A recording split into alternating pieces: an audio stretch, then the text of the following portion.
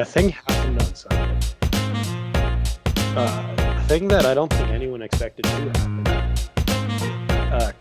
Kirk Cousins played well in a primetime game. Yeah. And didn't lose his team the game. And his team won without their best receiver, their Second best corner. receiver. Okay, Stephon Diggs' his mom. And hey, he just caught the touchdown pass over your team to knock you guys out of the playoffs, so you're salty. I understand. Okay. There's I had to. I'm so sorry. I take that back. That was low. That was low. That was low. I'm sorry. I didn't mean that. That was harsh. The reason you're sorry is because all the Patriot jokes are just gonna come out now. Mm-hmm. And you're just afraid because I'm just gonna be dropping repeated. Bill, you fall asleep at night with a picture of Tom Brady staring at you, and you can't get rid of it. It's just stuck in your room. It's just there, and he's smiling, kissing his kids goodnight, and he's just gonna kiss you goodnight because he's always in your head, and he's never gonna leave you. Tom quarterback. Even when he retires, he's still gonna be hanging out with you, just reminding you all those years he took away from you. In my whole life. So. all the first 20 years of my life absolutely ruined by you, Tom Brady. I hate you, Tom Brady. All the years you guys went 7-9, but if you played in a division with a bad team, you guys would have gone 9-7. You can blame him. Let's not talk about all this. Let's talk about the game. The Vikings versus the Cowboys. Like you said, Kirk Cousins going off in prime time. You love to see it. Dak Prescott also having a great game. If I'm Jerry Jones today, I'm looking at it. I need to pay Dak Prescott because even in a loss yesterday, he was the shining star for the Dallas Cowboys. He was their best player, in my opinion, and I think he looked good. So it was a great game to watch. Dallas is a decent team. I'm pretty sure I had them winning this game, but Minnesota proved that this might be the year that they can win a primetime game. They can win when they need to, and who knows, maybe a big playoff run's around the corner with Kirk Cousins. This might be the year they can win a primetime game. Sweet. Hey, we're gonna more games. We're gonna win outside the 1:00 window this year. That's exciting. Hey, that's big. That's a step. That's a step. Baby steps. Come on. There's no way I'm paying Dak. I don't care. Really?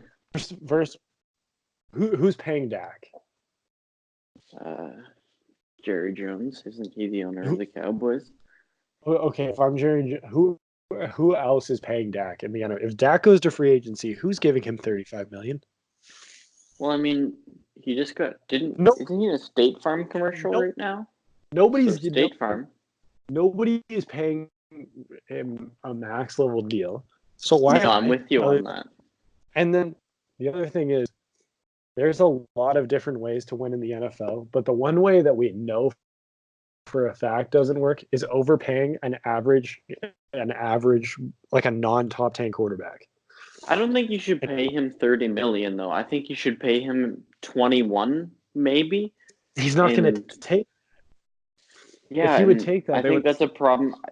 He's overperforming his worth right now. It's the problem for the Dallas Cowboys. It's great for Dak Prescott, but the problem with Dak is he's a $35 million quarterback when Amari Cooper balls out, when Zeke's on the field taking away pressure, when the offensive line plays well. He had so much time last night. He needs all these things to go well for him to play well. If you pay him 35, all of a sudden, is Amari on the field? Probably not. Amari probably has to go. Or if you keep Amari, then all of a sudden you get in the Rams situation where your offensive line sucks. And then Zeke's not effective. And then all of a sudden you're you can't. This is why This is why they haven't. This is why they haven't signed Dak yet. Because if you overpay Dak, it completely eliminates what makes Dak good. And like, it sucks for the guy. I feel for the guy. You want to see a guy go get his bag, as we say, but the reality of the situation is I don't know how you pay the guy, because when you pay him, it's going to eliminate what makes him good. Like, yeah, and who knows? Maybe a team like Tennessee could jump in on Dak Prescott, a team really desperate for a quarterback next year, looking for a guy that has shown that he has good numbers and that he can play well. I'm kind of now that you're talking about it, I'm seeing what you're saying on the Dallas side, and I'm kind of starting to lean more to your side here. It's so hard because like you want to pay the guy. Like I watched him play really well. He looked like a high level quarterback, but the problem is like then you just think about the reality of what it took for him to look really well. Like Minnesota was missing arguably their best defensive lineman and their best corner. So is that going to contribute to other defense looks? Hell yeah, it's going to contribute to other defense looks. And they had no pass rush at all. So Dak's just standing back there with all day. And then the other thing is too, Amari is having the season of his life this year, and a lot of people, and the Dak fans and Dak's agent, I'm sure, will say that that's because of Dak. But I mean, the quick comeback to that is, what was Dak before Amari showed up last year? And the answer is a whole lot of nothing.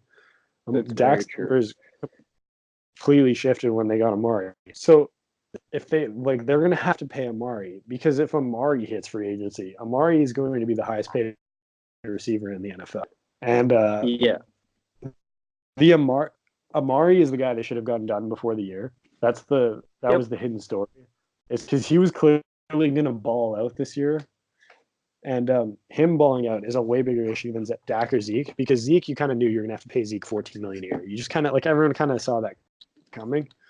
Yeah, but Amari going from a $16 million a year guy to a $20 million a year guy is a huge L for them.